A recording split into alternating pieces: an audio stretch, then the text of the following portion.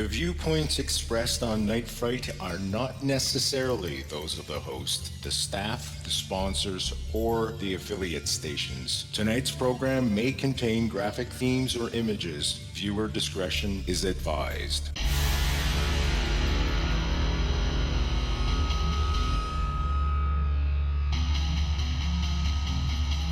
There is a time for question. There is a time for answers. There is a time to challenge. There is a time to speculate. There is a time for change. There is a time for truth. The time is now.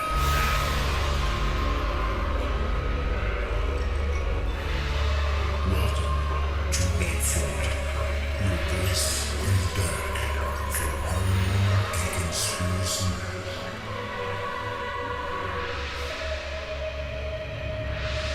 And now your host, Brent Hall.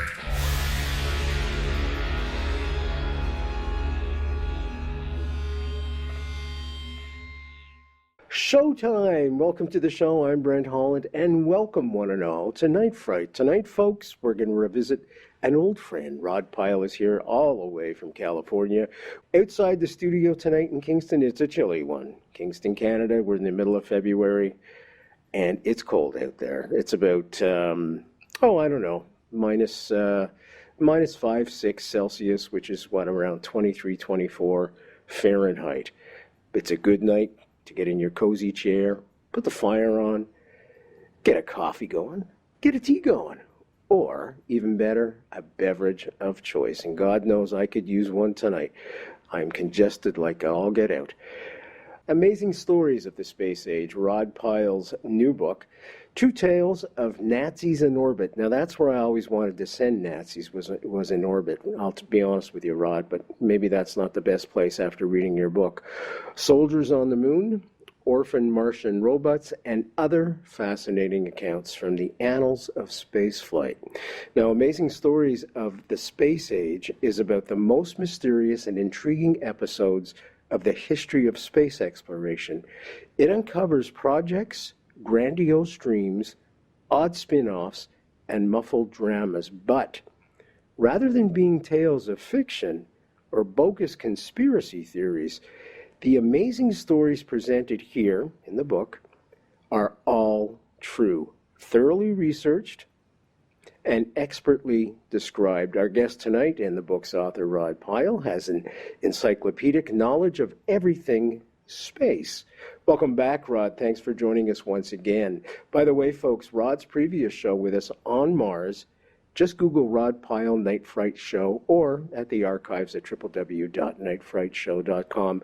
And when you're there at the www.nightfrightshow.com, just click on tonight's guest book cover. It'll take you right to a spot where you can order it from the comfort of your own home in your armchair with your beverage of choice. Rod, welcome back. Thanks for joining us. Thanks for having me. It's nice to be back. It's good to have you back. Can we jump in right away? I read the book, and the one that stood out, and I had no idea about this one, Apollo 11, and the near crash on the moon. Can you tell us a little bit about that one? Yeah, there were a couple of dramas that we really didn't know much about when it was happening, and that was 1969, July 20th, 1969.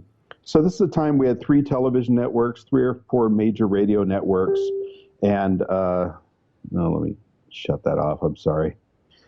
I don't want that pinging in the background while we're trying to talk. All right. The NASA had a very cozy relationship with the media, and the media had a fair amount of control over the message. And when I say the media, I mean these major networks. So what we heard was what was happening in mission control. You didn't have tweets coming from the console like you did towards the end of the Shuttle era. Because I used to stand in the press area waiting for space shuttle launches, and if you waited for NASA to tell you why there was another 4-hour hold, you weren't just going to hear anything. But we were getting tweets from the control room saying, hey, we got a hydrogen leak. It's probably going to be another 45 minutes. So that's a whole different era. So during the Apollo 11 landing, what we knew was that Aldrin and Armstrong had crawled in the lunar module. They had disconnected from the command module, which is where Michael Collins would stay in orbit. And although we didn't know it at the time, and NASA didn't actually know at the time, at the moment they disconnect those two spacecraft, the air out of the connecting tunnel hadn't been completely evacuated. So there's a little puff, and that was just enough of a push to send the lunar module slightly downrange, further than it should have been, a little more speed than they wanted. So that was the beginning of the small problems. Then as they're descending under power and mostly under computer control, you'll remember, you may have heard on the downlink, Aldrin saying they got a 1202 alarm. And everybody down Mission Control is going, what the hell is that? That's not on our cheat sheet. What's a 1202, 1201 computer alarm? So it turned out, I was going to say, we just got to get the books out and find out what that error code represents, because, folks, there was, no dream of a smartphone even in those days. I mean, everything was done by slide rule. So we have to put ourselves in that era. And I can just see everybody scrambling and going crazy. Sorry to interrupt. Well, they were switching around to get their binders off the shelf and look it up. So finally, a guy in the back room, actually, they had a secondary room with more engineers in it, said, I remember that from a simulation. That's computer overload. It's getting too much information. It's okay. It won't crash. Just keep flying. So these errors kept coming in, but the computer was freezing. So at a certain point, Armstrong said, look, I'm taking over. And he flew the landing by hand. So that was pretty hairy. So by the time they were down within a couple hundred feet of the surface, Mission Control noticed that the spacecraft was no longer moving vertically. It was only moving horizontally. And they said, what's going on? And Armstrong was busy. So basically the message was, look, we're trying to find a place to set down that isn't covered with rocks the size of RVs. Leave us alone. So they finally got down to the ground. Everybody breathed a big sigh of relief. He says, Houston, Tranquility Base here. The Eagle has landed. Big cheers. As Gene Kranz said famously during an interview, I was so excited I broke my pencil. That's a true engineer. And not too long after that, 15, 20 minutes later, on one console in Mission Control, the guy who's watching the lunar module descent stage begins to see this one gauge begin to creep up higher and higher. And it's pressure in the fuel lines. Now, the lunar module's landed. Everything's turned off on the descent stage. They're done with that. When they leave, they go up with the second stage. But you don't want a pipe exploding on the descent stage with all this fuel spraying all over a hot engine that could explode. So at that point, they had a choice. They could abort, they could ignore it, or they could just wait and see if it went away, or that was about it. Those are the only choices they had. So they huddled together with the guys from Grumman. They got the TRW people in there who had built the rocket engine that got them to the moon, that landed them, and said, what do we do? And they were debating and twisting their guts up about this. Do we tell the astronauts? Well, there's probably nothing they could do unless they're going to abort. Holy Moses, out come the slide rules. And then very quickly, suddenly, boop, down it goes. So apparently what happened was, it was so cold on the moon, a fuel plug, a piece of ice frozen in one of these lines, was building pressure up on the fuel tanks. And before it had a chance to blow the pipe, it melted because of the residual heat in the engine, and all was well. But we never heard about that. It was there to be read if you knew where to look. But in terms of what was out on ABC, NBC, CBS, they didn't mention that. So that was a really cool story, I thought. Absolutely. And, part of that, too, was they almost ran out of fuel when they were landing, didn't they? My God. Yeah, they had maps from orbit, but the resolution wasn't great from those earlier flights. So they knew generally where the rocky areas were, but he was beyond the part of the map he wanted to be on because of this overflight issue. So, like I said, he was looking at these fields of boulders, and he said, I've just got to take over control and land anywhere I can. So he was just looking for a big, flat, open spot. As they got within about 50 feet of the surface, there was so much down blast from that rocket engine, the descent engine, all this dust is kicked up. So in that last 20, 30 feet descent, he had to watch his shadow of the lunar module and gauge by that because he couldn't actually see the ground. So it could have gone wrong in a lot of ways, and it's credit to all those guys, but especially the people that designed the training. It was so realistic, and even though they hadn't really simulated that particular computer issue much and didn't know about the dust issue before the landing, this was the first landing, the simulations were so good that the guys were able to stay calm, their pulse rates didn't skyrocket too high, and they pulled it off with, I believe, about 20 seconds of fuel to spare. At that point, they would have had to have tried an abort, but they were probably too low to do it successfully. Was there a backup plan that they could abort and get off the lunar surface without landing on it. That's not the way I want to put it. If they had run out of fuel, Right. was there a go no go point where they could have aborted, and were they past that point? Yes, exactly. Oh, They were in the dead man's curve. So there's an altitude below which you don't want to go and abort because it takes time to shut down the one engine, hit the abort switch, explosive charges have to go off. There was a guillotine blade that cut through a bundle of wires, and then the ascent stage would light. So that time is enough that if you're falling at an appreciable rate of speed, you're going to be on the surface, whether you like it or not, before your ascent engine gives you enough thrust to get away. So they didn't really want to do it at the altitude they were at. They didn't know if it would work or not, because, again, that isn't something that had been tested. Apollo 10 had tested going down towards the lunar surface in the LEM without landing, but I think they only got within about 8 miles of it. So at that point, you don't want to be punching out at the altitudes that they were at with Apollo 11. these are amazing stories, folks. Rod, could we go into the Nazis? I had mentioned them at the outset. I hate these guys. And Operation You and Indiana Jones both, right? Pardon me? You and Indiana Jones, he always says Nazis. I hate you. The slime of humanity. Look at it, folks. John? Yeah, that's Sean Connery's. That's what he says. Yeah, they had this Operation Silverbird, and it was basically, from what I read, it was a Nazi attempt for a delivery system of a suborbital skip bomber. Now, what frightened the hell out of me were two things.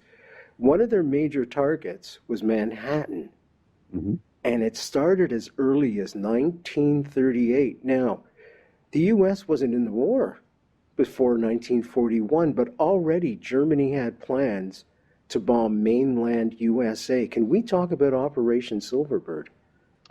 Yeah, Silverbird came out of the 30s. So Eugen Sanger was the designer of this, and he was a contemporary of von Braun. They were contemporaries, but not friends. You might say they were rivals. They were both working at that point within the German rocketry fraternity, because it really wasn't a business yet, because rockets weren't something that people were using, at least not the way they are now. And up through the 30s, von Braun was moving ahead quite a bit faster than Sanger, although he was also building some rockets of his own and working on designs for other kinds of things. So here comes the war. Von Braun gets the nod to design the V2 Wonder Weapon, which was Germany's low-powered ballistic missile, first one ever, short-range ballistic missile. Takes off like a rocket, flies up into the stratosphere, and comes back down like a ballistic missile, and kabam, when it hits London or Antwerp, wherever it was headed. Sanger didn't get that kind of contract. He was designing, I think, ramjets at that time.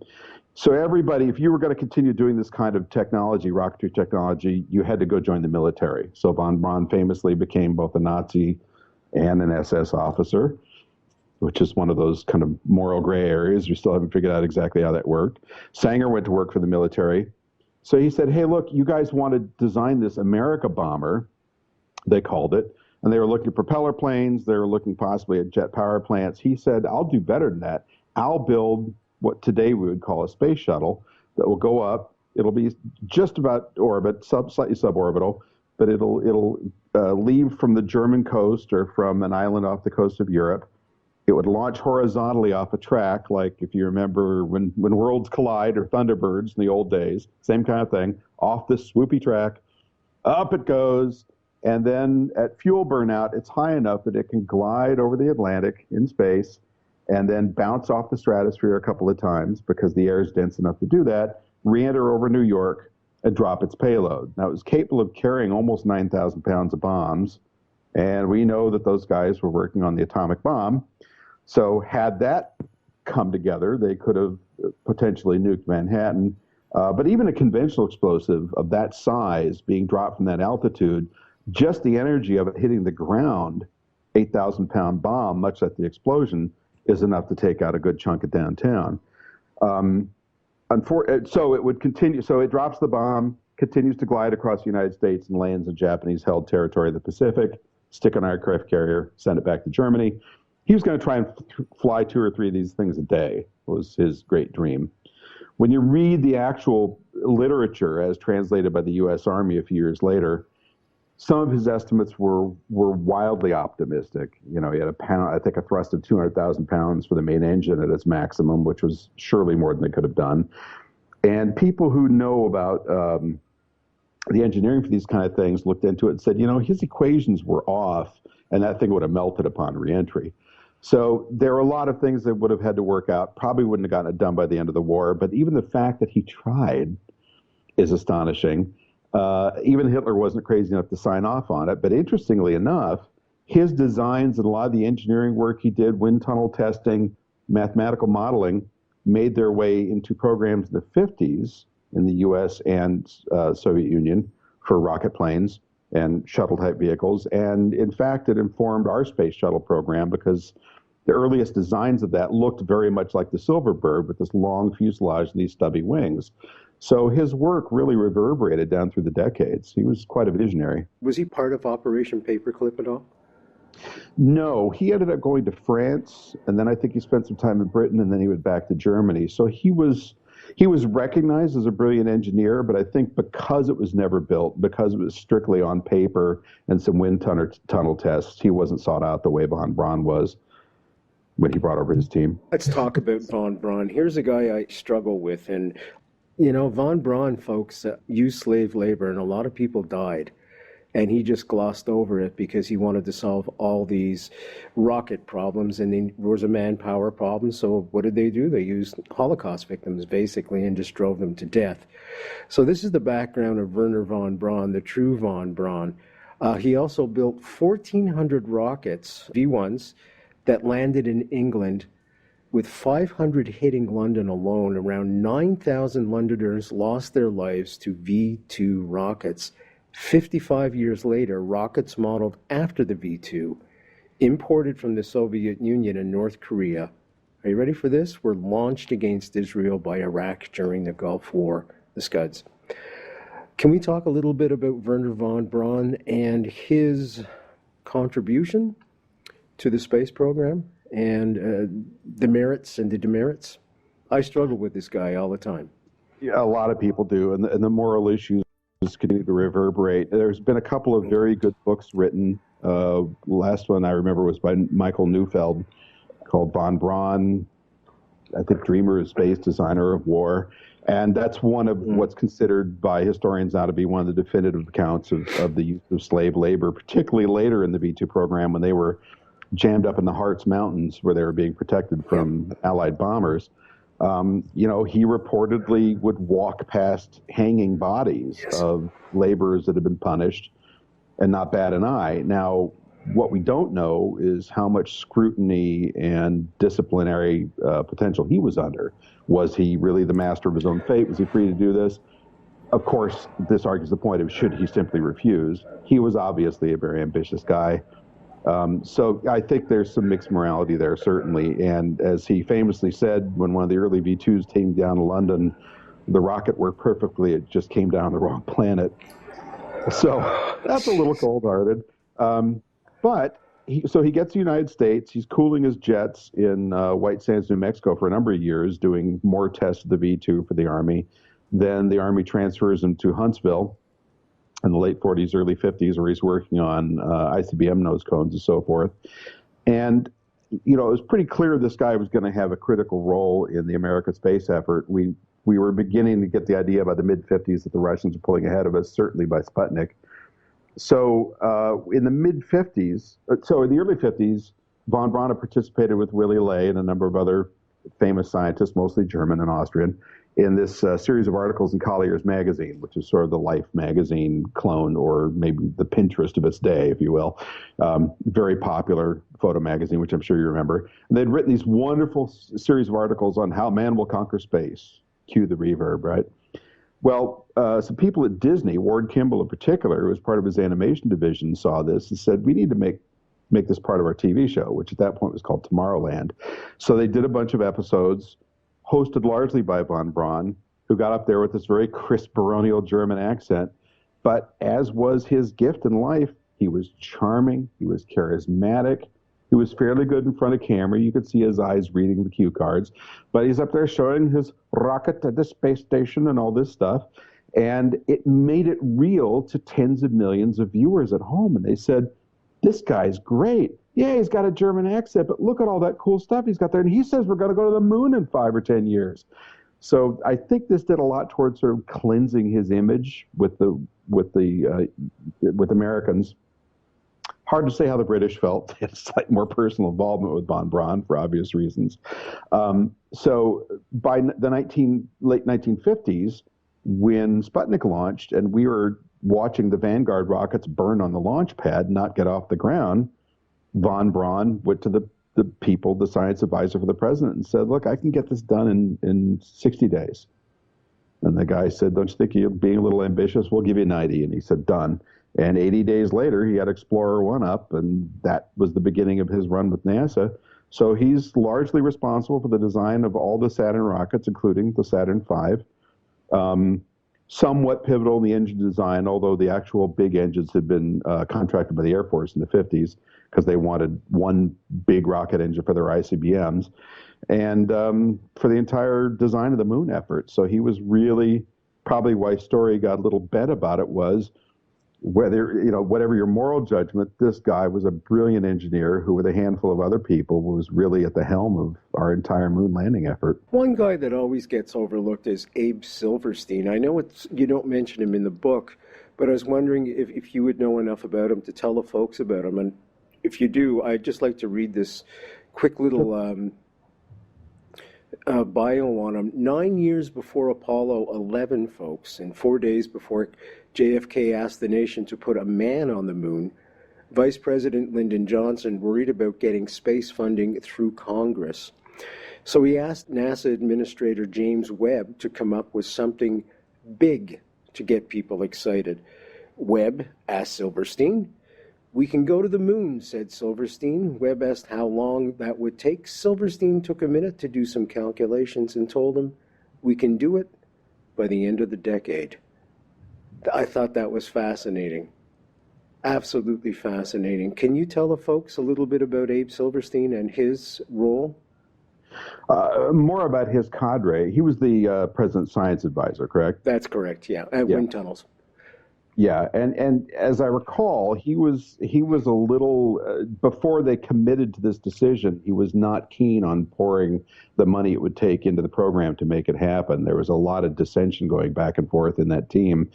But the concern was, look, we need to do something here that doesn't involve invading Cuba or invading Eastern Europe to push back on Soviet influence, because the world is in two camps. There's two superpowers, two camps. There's the communist bloc, and there's the Western European bloc. There's the communist aligned nations, and there's the ones that we want to influence, like the struggle that played out in Southeast Asia. So we're trying to find a way, without getting into a shooting war, to show the superiority of our system, our technology, our schools. And when asked, how can we do this and be sure we're going to win, Silverstein and the others went through a list.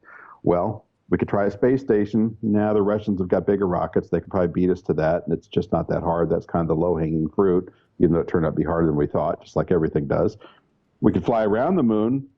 Not sure we could beat them at that. Again, they got big rockets, and they've got a capsule that was ready before ours. They orbited before we did, so they were ahead in that part of the foot race. But landing on the moon and bringing people back, that's hard. And that was the point at which Silverstein and others felt, okay, this is something we could probably beat them at. And it turned out even to be harder than we thought. As you saw in the book, there were a number of plans to go to the moon from the mid-50s on. That when you look at them today, we'll launch 150 rockets in orbit, and we'll put together this big thing, and we'll take it to the moon, and we'll build a station there, and we'll have all these soldiers on it. How hard can it be? And we'll do it for $6 billion. Well, as it turns out, it cost close to $25 billion in 1965 dollars. And when you go look at a Saturn V in a museum, you got this 363-foot machine that flies, size of a naval destroyer. Only the top 13 feet or so come home. So it takes all that hardware to get 3 guys to the moon, 2 guys to the surface, and all 3 of them back. So we were a little optimistic, but he was right in that call. That's what it was going to take to be able to pull ahead of the Soviets. And plus, At this point, although our lifting capability was far less in the early 1960s, we were moving into a time when American command and control systems were better, electronics were superior. Soviets are still actually flying vacuum tubes in some of their spacecraft at that point. So this was a good call because we were just moving in. Bell Labs invented the transistor. We had integrated circuits. We were able to build a computer that could actually enable this flight, all 36K of it that got us to the moon and back. So it was a confluence of many things, both political forces and technical, and people like Silverstein and Bob Gilruth and George Mueller and the rest of them. The JFK Assassination, the definitive book by Brent Holland. From inside the Oval Office to Daily Plaza, first-person witness accounts. Order yours right now. nightfrightshow.com. Amazing stories of the space age, Rod Pyle. True tales of Nazis in orbit, soldiers on the moon, orphaned Martian robots, and other fascinating accounts from the annals of spaceflight. Rod Pyle is our guest and the author tonight. www.nightfrightshow.com. Just click on tonight's guest book cover. That'll take you right to a spot where you can order it from the comfort of your own home. And I hope you're sitting at home enjoying your coffee, your tea, or your beverage of choice and enjoying this great show.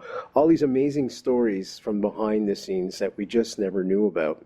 I'd like to continue with some more, if that's okay. Now, you had mentioned Sputnik, 1957. The world stood on its ear because all of a sudden the Soviets, unpredictably, had beat the Americans, the West, into space with this little orbiting, little tiny little satellite. And I can't tell you how it scared the West and perhaps motivated the West to get going on their space program. Now, it's interesting, how much did the military inspire or push for space, some kind of vehicle in space or some kind of weapon systems in space? How big a part of the component of space exploration did the military play? Quite large early on. From the late 40s up through the early 50s, we were, of course, we had the nuclear bomb, atomic bomb. We had the atom bomb by the end of World War II and the hydrogen bomb shortly thereafter, which we were quite comfortable with in the West. But then the Soviet Union, through hook, crook, clever invention, a little bit of espionage, got plans for all that. And pretty soon they had atomic bombs and hydrogen bombs. So now we've got these two superpowers staring across this deadly abyss of the Atlantic, sort of challenging each other to that big nuclear standoff or showdown. And the question is, how are you going to deliver them? So at that point, you still had to load them in airplanes, either propeller or later jet driven, and they would take a long lumbering trip across the ocean and bomb the bad guys. Well, airplanes are something you could shoot down. It's very hard to get past enemy radar. All kinds of energy was put into that.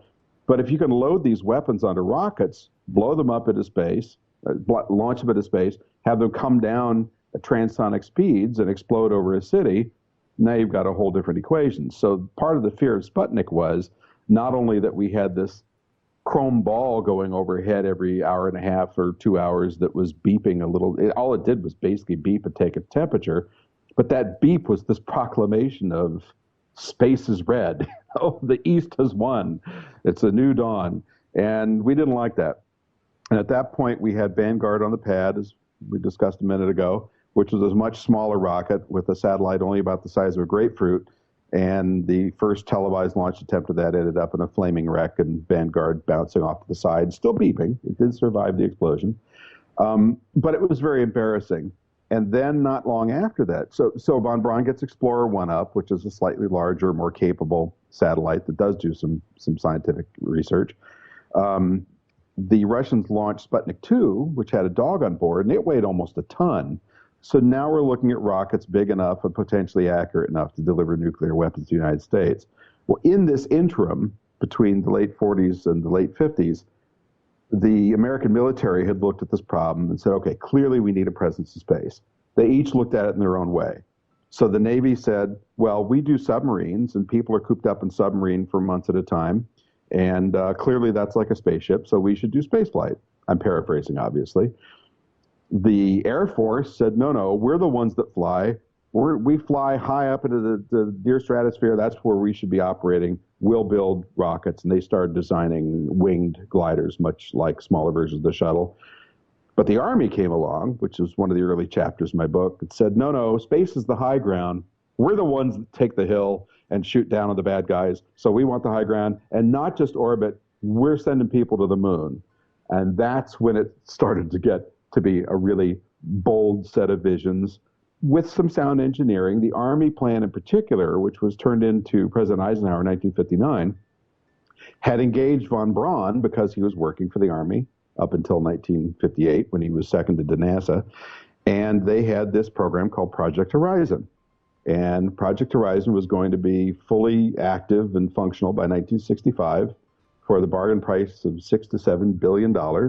This is the one I was talking about earlier. It was going to take 150 or so launches of the Saturn I and Saturn II rockets from Christmas Island in the mid-Pacific, because we want to be close to the equator, and Cape Canaveral might work, but that's the Air Force, and we don't want to talk to them. So we'll just go down to this Pacific island where we can launch our 150 rockets. And they were going to assemble an orbital fuel depot, and then from there they would head off to the moon. A group of, it was either 2 or 3 men, I think 3 was going to be the pilot mission. And this is all direct descent. So big rocket sends off from Earth, big rocket lands on the moon, big rocket comes back, much like we used to see in the Bugs Bunny cartoons, except with a descent stage. So these guys were going to go to the moon by, I think, 63 or 64. They were going to scout out a good spot for the base. Then we'd send all the hardware. We'd send another crew of 9 men. Of course, they're all men because this was the 60s. And in 15 to 30 days, using cranes and block and tackle and high explosive, they're going to dig trenches, lower these, I think they're 8 by 12 foot cylindrical modules down into the lunar soil, cover them with dirt, join them together, seal the airlocks, put in the cabling, put in the bathrooms and the kitchen and the sick bay and the residential area and all that, and build this operational moon base in 2 to 4 weeks in an environment we've never been in before, but how hard could it be? And by 1966, we'd have crews going in full rotation, anywhere from 12 to 20 soldiers.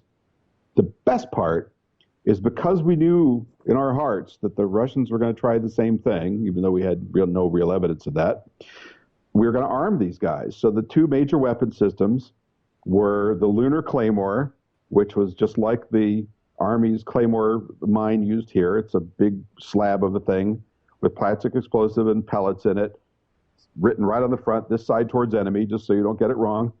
And that would be able to puncture their spacesuits and disable them.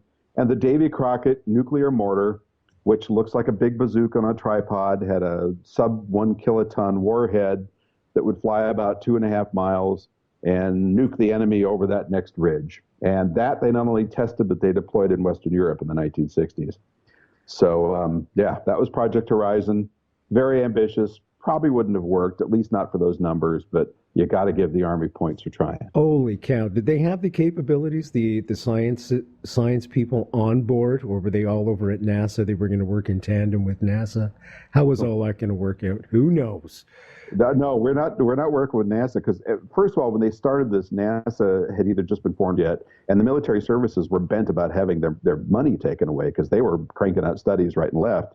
So the civilian upstart agency taking our money, what's this all about? No, we're going to get this proposal in just in time so we can have the big space program. Let those guys do satellites. We'll send soldiers to the moon. So they were hoping that this would become their purview and their territory, but as you know, it didn't work out that way because there was only so much money to go around. And a number of the military programs did go forward for years with studies. The Air Force had a mini shuttle called Dinosaur for dynamic soaring they were trying to develop. They later had a space station for military applications they were trying to develop. But the various presidential administrations looked at this and said, this is too much duplication. Let's just let the NASA get their guys to the moon, and that's really our goal. Peaceful goal at that, and thank God for that cooler heads prevailed instead of putting arms. Now, this is long before the Outer Space Treaty that was signed in 1967, even though that's full of holes. So at least it was something that said, we're not going to put weapons of mass destruction anyways in outer space. So that was at least something. But up until that point, I mean, it was a free-for-all. And I'm just wondering, international law in the world is if you have a piece of disputed land, whoever uses the most gets to own it. And by going to the moon, I'm just wondering if that's American property now. Do those same laws actually stipulate the same thing in space, or is it quite different? Any idea, Rod? The agreement is much like the Antarctic Treaty, so you can't claim territory, and we didn't try to claim territory. So what's being discussed now, there's been some more recent legislation about this, trying to update that agreement and perfect some of the parts of it that are a little vague. Now that there are private companies looking at doing mining on the moon and mining on asteroids, there's a lot of interest in, well, who owns what? So one of the examples, I was at a conference a few weeks ago that one of the entrepreneurs there brought up, a guy who helped fund Deep Space Industries, which is a space mining company, asteroid mining company, said, you know, the precedent is fishing rights. When we sail out in the ocean, we don't own the ocean, we don't own the fish. We don't even own the fish when we're over them, but once we pull them up and have them on the deck, they're ours. So what these guys want is to be able to go to an asteroid or to the moon, mine the resources there, and there are many, they are vast, process them and be able to sell them and have control of that part of that body, but in no way claim that body. Whether there would be sub-territorial rights in some way, that's an open question. And it's something that's generating a lot of debate right now, even though the U.S. is the only real contender at the moment for doing any of that. And for another book project I'm working on now, I've been interviewing a lot of leaders from European Space Agency, from Japan, some from China, and from Russia as well, and saying, but what do you think? Are you guys going to be able to enter this kind of entrepreneurial private space race we have now, which is sort of the 2.0 space race, if you will? And the general feeling, even from the people that were there engaged in it, was no. You know, the U.S. has this unique structure of tax law, business law, a history of business, entrepreneurs, the brain trust, the universities, all these things that make people want to come here and that make tech work here the way it does, seem to give us at least a temporary lead in this area, with China nipping at our heels. Because although they don't have that kind of private structure for these big projects and large investments, it'll come. So we have a temporary advantage if we utilize it. That's exactly where I wanted to go with this, because China is making claims and boasts that they want to go to the moon. And I can see all kinds of problems with confrontation. Maybe we will have to use that bazooka after all. No, I'm kidding. You know, it seems so absurd, but as we've all seen in the past year, the absurd can happen very easily and very quickly. So, yeah, I was just wondering about that. And it's something because China's not playing nicely with a lot of people in space. And there's rumors that they've taken down satellites just to show that they can and things of that nature. So this is where the military gets involved, and it scares the heck out of me. Because I always thought of space as beyond that, as something that would unite mankind, as when we walked on the moon. For one brief, glorious second, folks, when we walked on the moon, the whole world was together and it looked up. You know, there's a metaphor. It did look up. The whole world looked up, like we could achieve anything we put our minds to, including universal peace. Can we talk about the space shuttle? I had Doug Osheroff on the show. He was one of the guys that looked at the Columbia incident, and he blames NASA all over the point. Not NASA technology so much, but their attitude towards things. He told me with the Columbia incident, essentially they knew that one of the foam things had fallen and caused a bit of a rift, and there was some danger. They knew about it. One of the technicians wanted to task a military satellite to go around the space shuttle to look where the damage was, but they went behind the upper echelon to do that. The military agreed to do it. They wanted to help out any which way they could. And the woman in charge nixed it. And all of a sudden, we know the rest, what happened. So he blames NASA attitude on that whole problem. You touch on some other things that we were unaware of in the book. And I was wondering if you can talk about those things about the shuttle. The shuttle is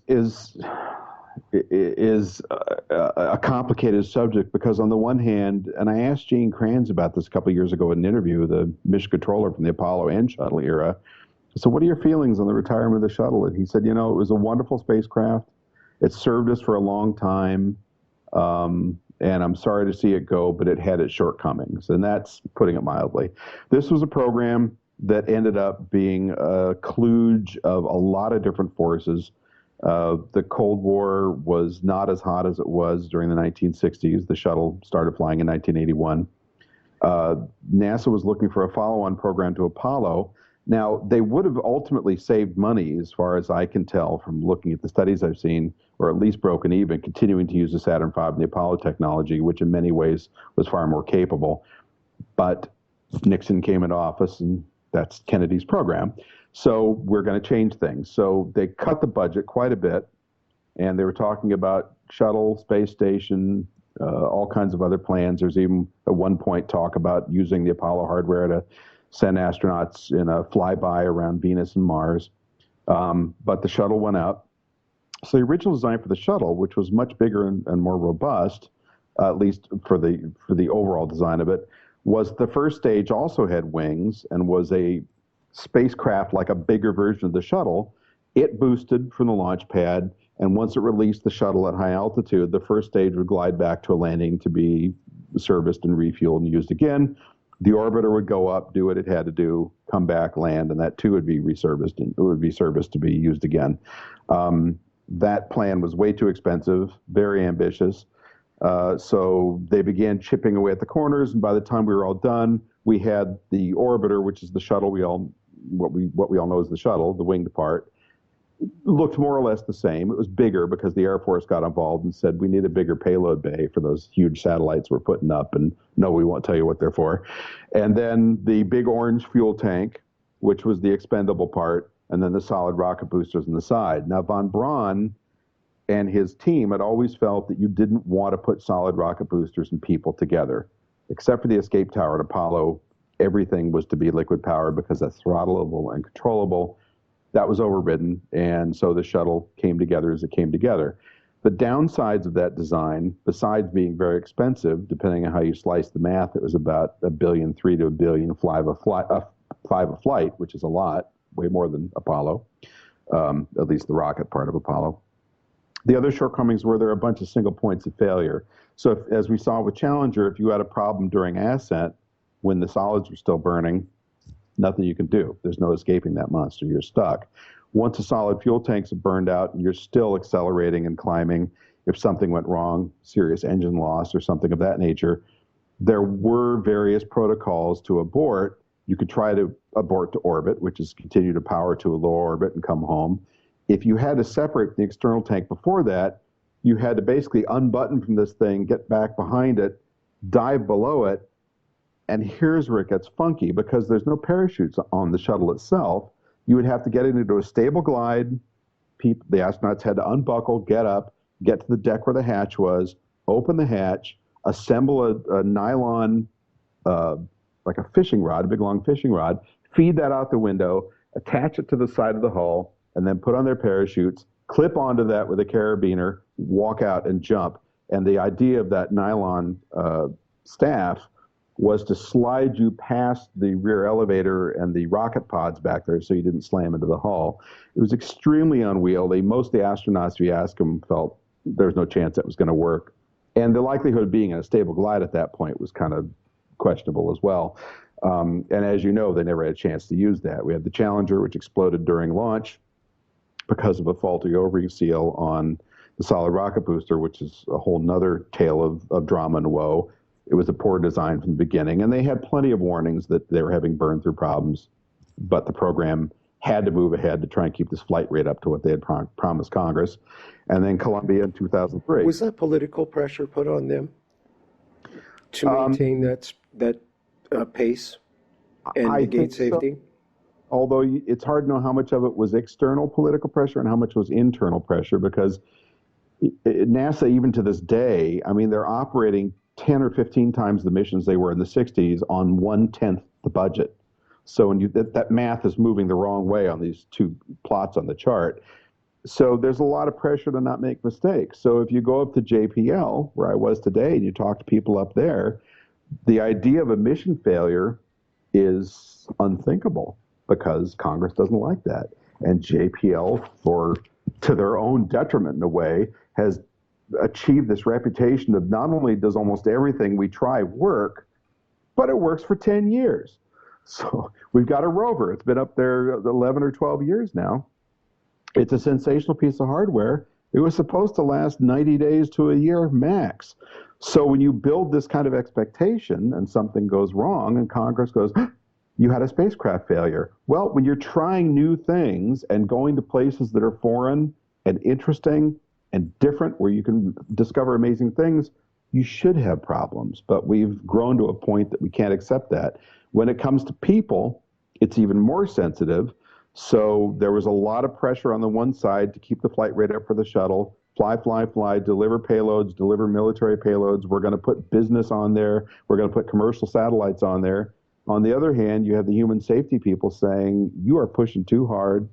We're not getting enough refurbishment time. There's problems with the engines that we didn't anticipate that take longer to fix. And particularly with Challenger, they were bending flight rules about temperatures and wind conditions. So Challenger launched when it was 28 degrees. And the coldest launch prior to that, I think, had been 50. So the icing was a huge problem as well. And then, of course, with Columbia, famously, you have the foam chunks falling off the external tank. One of the things about that makes it complicated when you're trying to assign blame is these guys are up in orbit. We think a foam chunk may have struck the leading edge of the wing. That's a hollow piece of carbon composite, so it's not terribly strong, at least not in terms of impacts. But it's a piece of styrofoam. So what speed can a chunk of styrofoam hitting a hard piece of carbon composite actually punch through it? They weren't really sure. If there was a hole in that wing, would discovering it have allowed them to do anything? They couldn't get another shuttle gassed up and up there in time to rescue them. Doug told me, Doug Osheroff, physicist over at Stanford, folks, who was on the Columbia examination panel, he told me that Atlantis could have been gassed up and got up there and rescued them within the allotted time. I know that there had been missions where they had Atlantis on standby. As far as I know, they're only for the Hubble Space Telescope repair missions. Another question is, could they have gotten to the space station? It depends on the orbital alignments. I don't remember what inclination they were on that flight. But part of the mea culpa that I read was, well, we really didn't think there was much that we could do. It's kind of a complicated soup. I do think there was carelessness involved, but certainly there's nobody at NASA that wants to put lives in jeopardy of anybody, and for God's sake, not the astronauts, because that's a bad news day when that happens. So if there were oversights, I think they were inadvertent, but we may never know exactly what political pressures were brought to bear. I think people on that review board are in a much better position to talk about than most of us who just read what gets published. Fair enough. Several years ago, as part of a means to punish Russia for invading the Ukraine, President Obama decided that no longer would NASA work with the Russian Space Federation. Do you know if that's been rescinded at all, or is that still in play today? Well, that's one problem. The other problem is ITAR, which stands for International Trade and Arms Regulation, I think, and this is to stop the flow of militarily valuable equipment and knowledge out of the U.S. into foreign hands. So NASA is very hobbled in working with any foreign space agency. In fact, if you talk to some of the engineers on various missions, especially the unmanned one or the Canadarm segment of the shuttle, it's difficult to even talk to Canadians. And who's a friendlier foreigner than a Canadian? So there's a lot. No wall, by the way, yet, folks, on the border. Not yet. And we'll be damned if we're paying for one. Please don't. There's a lot of I can neither confirm nor deny that statement kind of speech going on.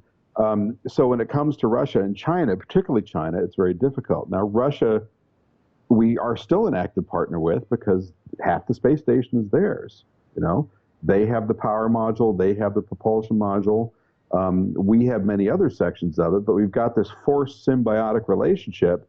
So on the one hand, we're no longer buying engines, There's the damn music. I'm sorry, Rod. Rod Pyle tonight, folks. www.nightfrightshow.com. Amazing stories of the space age, true tales of Nazis in orbit, soldiers on the moon, orphan Martian robots, and other fascinating accounts from the annals of space flight. Thank you so much, Rod. I always love when you come. I love to talk about space. It's the one thing that unites mankind, I feel, and that's why it's so important. I'm Brent Holland from Night Fright. See you all next time.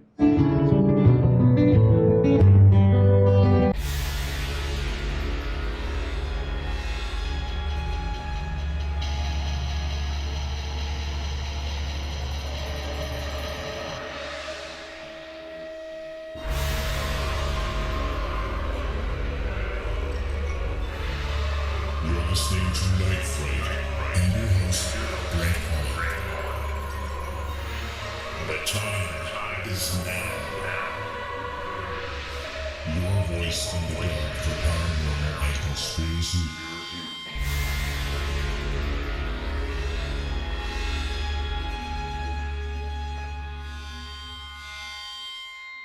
The JFK Assassination, the definitive book by Brent Holland. From inside the Oval Office to Daily Plaza, first-person witness accounts. Order yours right now, nightfrightshow.com.